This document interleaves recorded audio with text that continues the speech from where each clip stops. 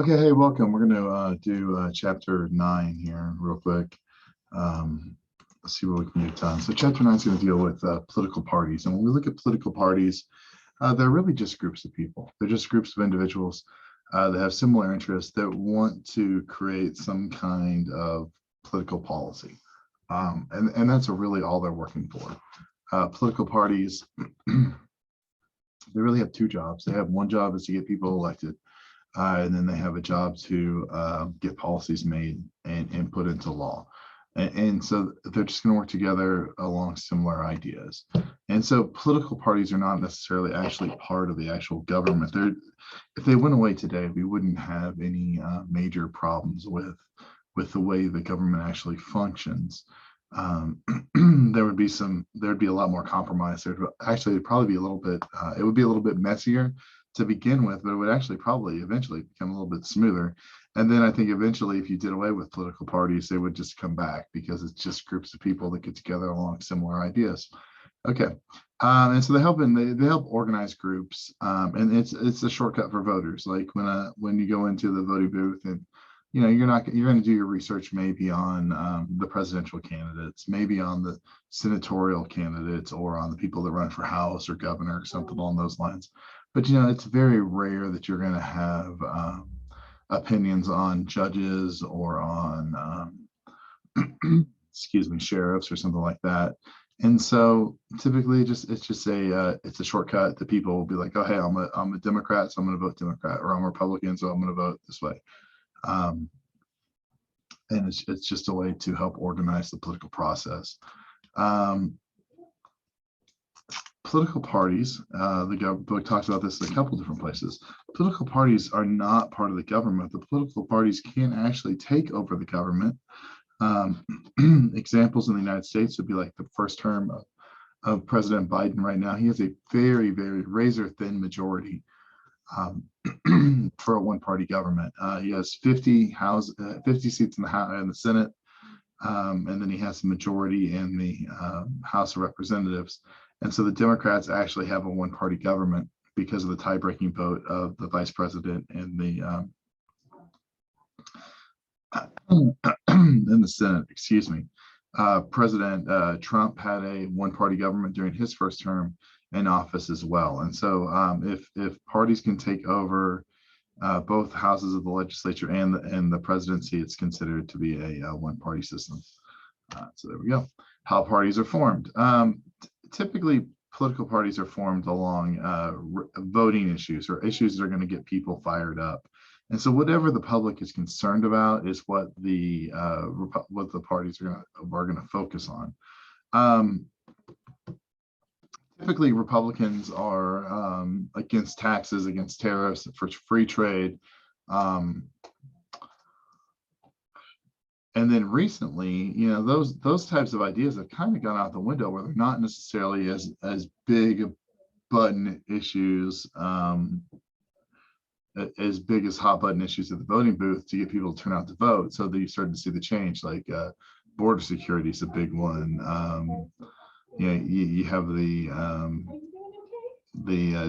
former President Trump pushing the voting securities types things, trying to drum up fear for gun control. Those types of things become the political backbone or the message of political parties. And so political parties have to come up with ideas or back ideas that are going to motivate enough voters to come out. If you have too little support, if your ideas are too narrow or you're too ahead of what you're looking at, you're not going to have enough supporters. Trying to think of an example.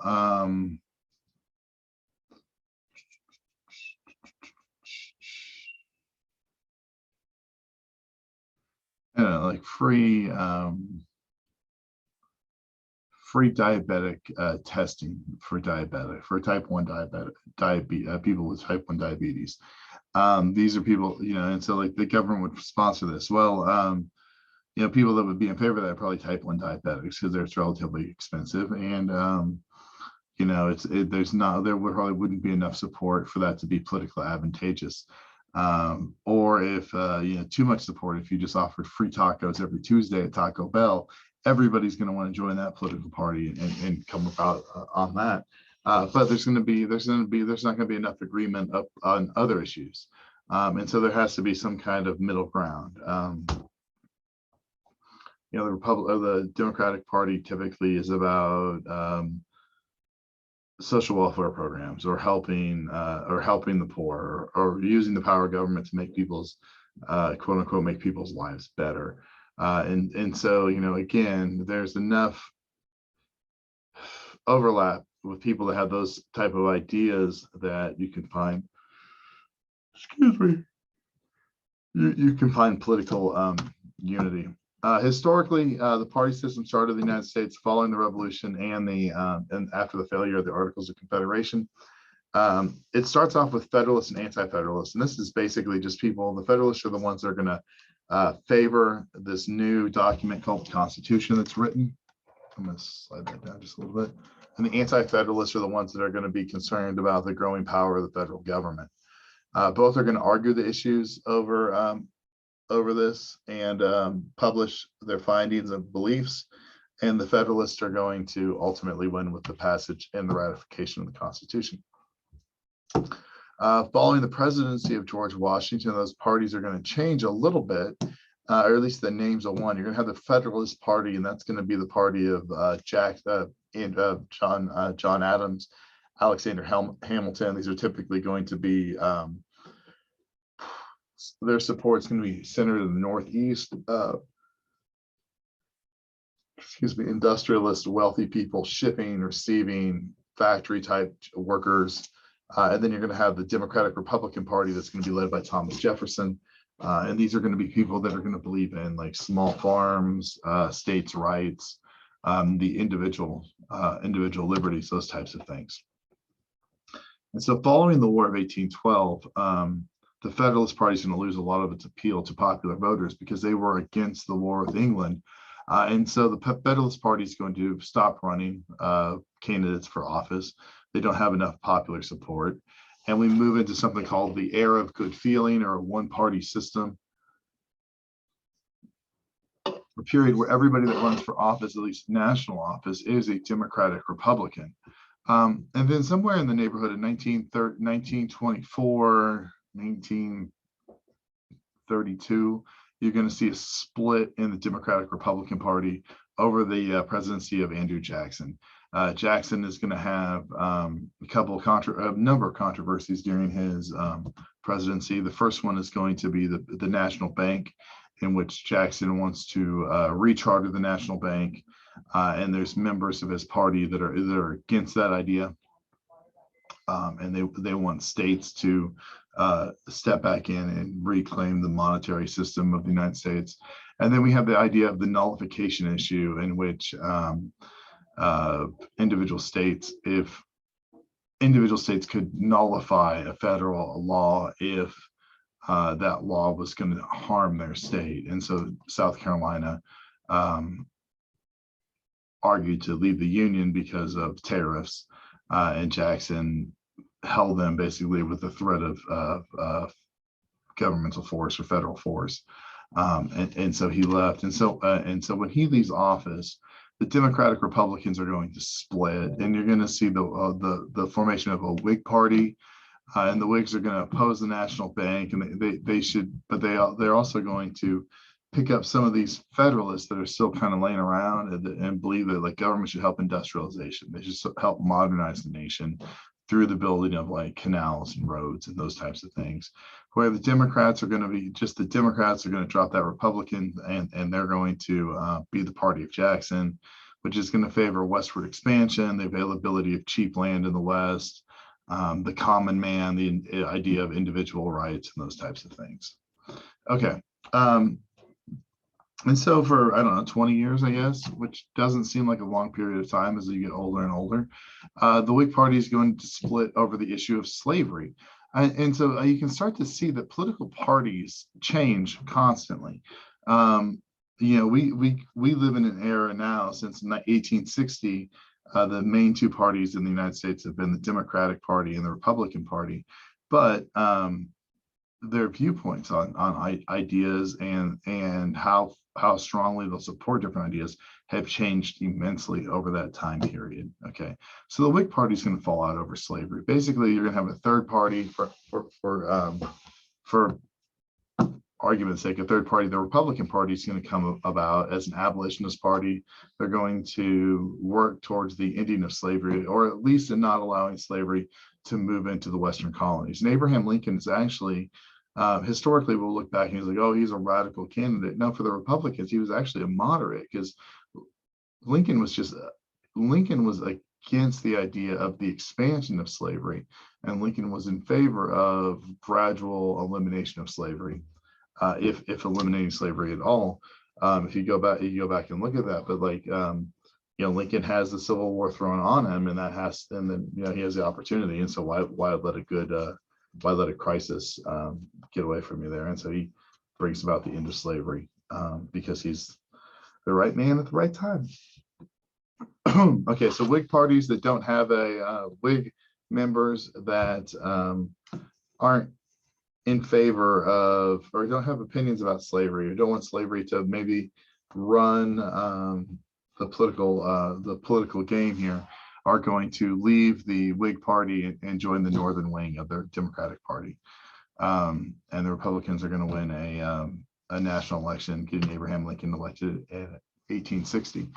Political machines are typically seen at the local level or city levels. They lead to a lot of corruption. Typically, it's you think of just bribery at a very base level. They provide needs for people in exchange for votes. This was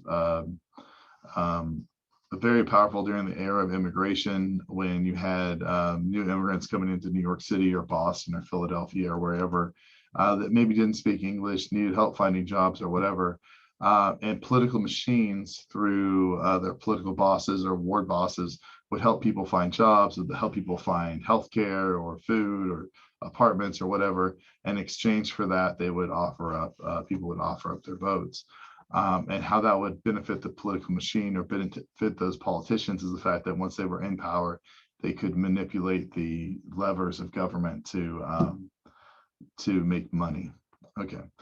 Personal politics is just focusing on direct relationships with voters over specific issues or policies. And this is really how the Democratic Party is going to maintain a great deal of power during that period of the era of good feeling, even past, is that Democrats are not going to run necessarily specifically on issues, but on just feelings of political involvement in the past.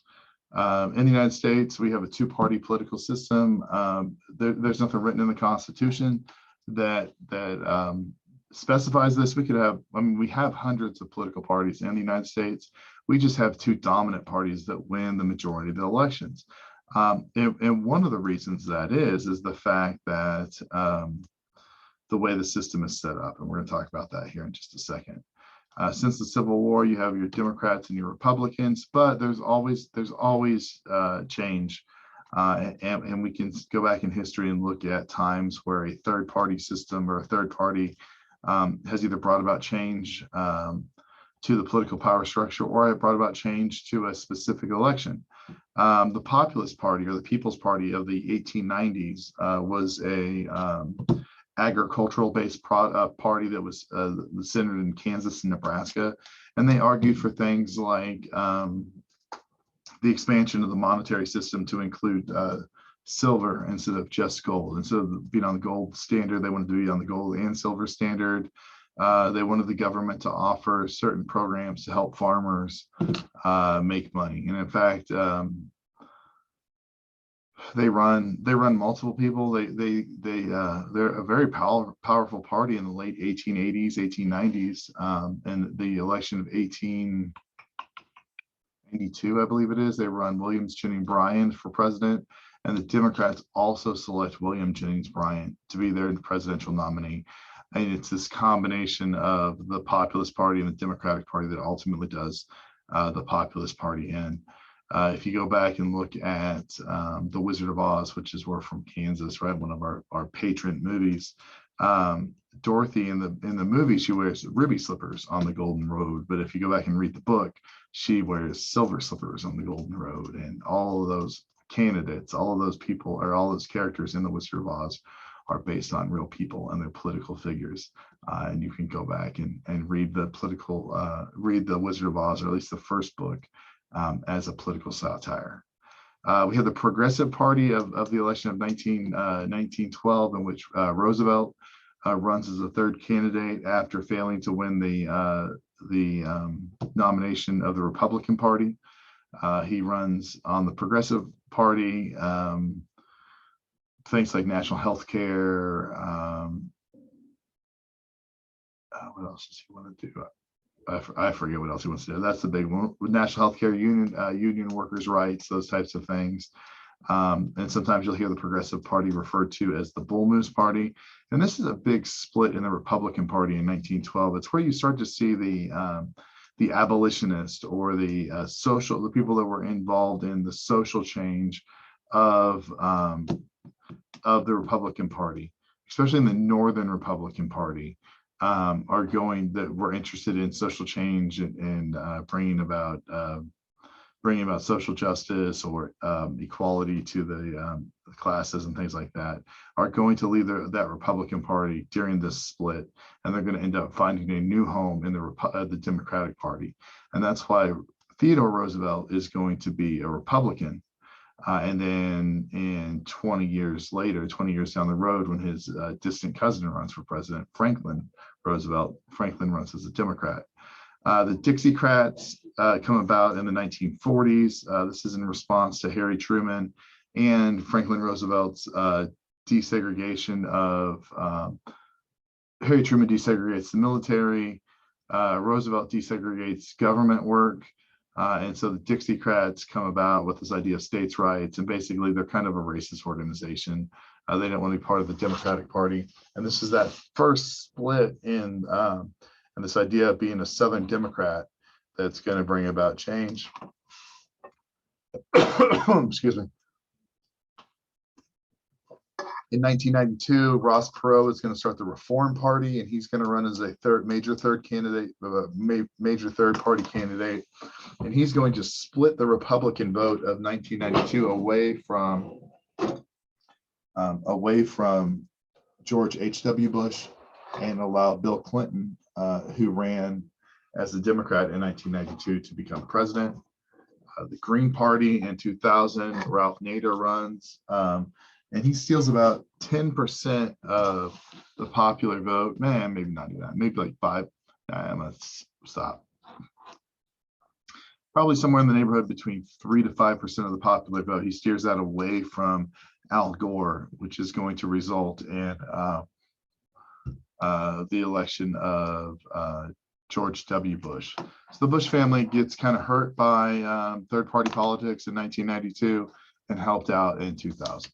Okay, two-party system in America is just the way things are set up. We have a winner-take-all type system. So the candidate who receives the most votes in a state typically will win the votes of that precinct, or win the votes of that state. Some states will have a plurality in which the winner is required to receive the majority of votes. We have that with our electoral college.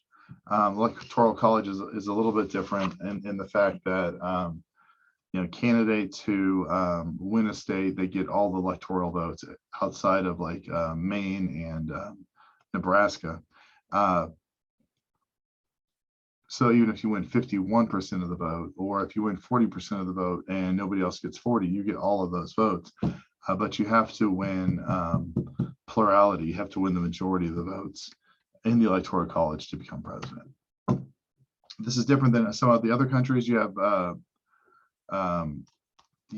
have some proportional electoral systems in which political seats are given on a percentage of overall votes. And so a political party would list their candidates, their top candidates, and you would vote for that party.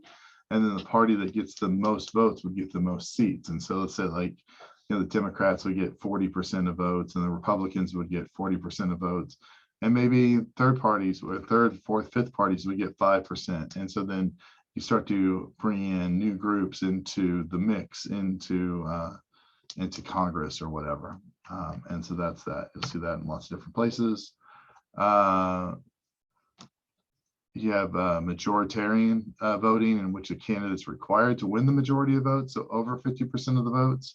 And if you have a general election where someone doesn't win that, then the top two candidates would run against each other in a runoff, and then they have to get 50% or better. The Electoral College, like we talked about, is a winner-take-all situation in which the winner takes all the votes of the state, regardless if he gets the majority or not. There's two states, Maine and Nebraska, in which the winner of the popular vote in that state gets the 2 Electoral College votes from that state, and then each individual congressional district offers up one of its congressional votes. The job of political parties is to win elections. We talked about that. Historically, parties would compete for middle ground.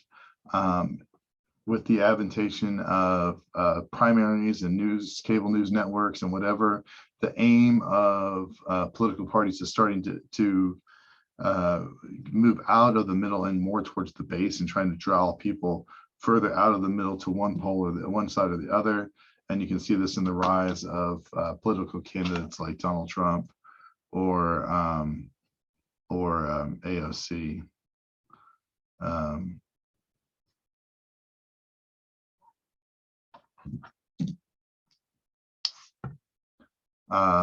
Party realignment. You have parties that shift in their allegiance within the electorate, and this happens all the time. It happened during the first election with Donald Trump, when white union workers from the Midwest switched political allegiances from the Democratic Party, which they had supported for a long period of time, and voted for Donald Trump. Another example would be the Southern Democrats that start to break away from the Democratic Party with the formation of the Dixiecrats, and then with the passage of the Civil Rights Act of 1964, you start to see more and more Democrats in the South transition from being a Democrat to becoming a Republican. Here we go. So in order to be successful in politics, you have to get more votes. You have party in the electorate, which is you get people to vote that are part of your party. So if you're a Republican, you need Republicans that identifies Republicans to vote for you. But if you want to win elections, you have to get that independent voter. So you have to not only run on issues that are important to your base, but you also have to run on issues that are going to bring in other people. Party organizations, the book does a pretty nice job of talking about this.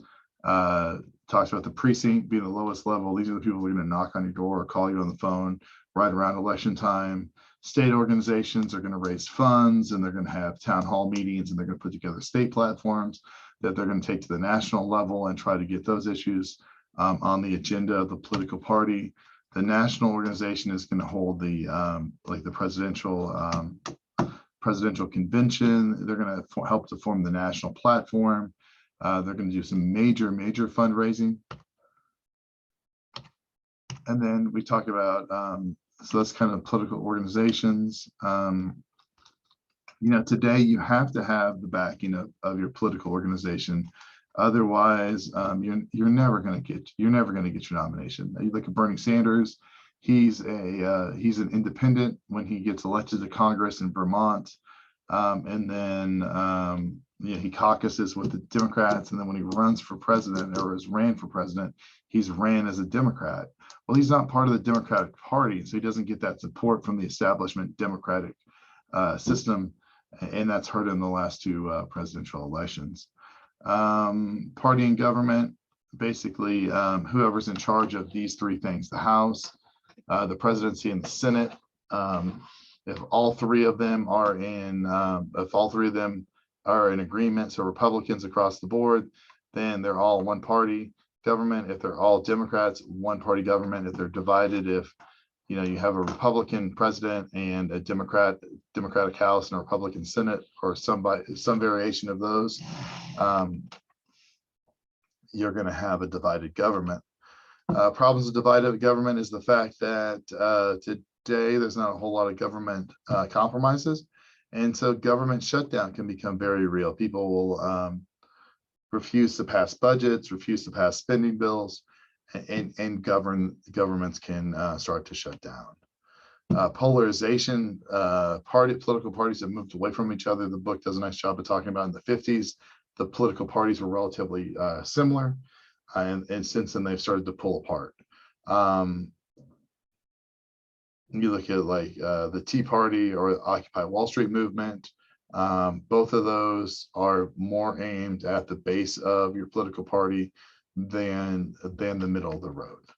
Gerrymandering is the manipulation of legislative districts. If you follow the news in Kansas, you notice that since the census was taken in 2020, we're redrawing, the state house is redrawing the congressional district lines, and there's some pretty heavy gerrymandering going on, trying to put Lawrence in the 1st congressional district.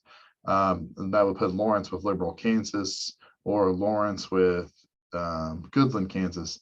And the city of Lawrence doesn't necessarily share the same political outlook or the same political problems as those places. And so how would, it doesn't make any sense for that to happen, other than you're trying to take away the Democratic stronghold of Douglas County away by balancing it against the conservative vote of Western Kansas.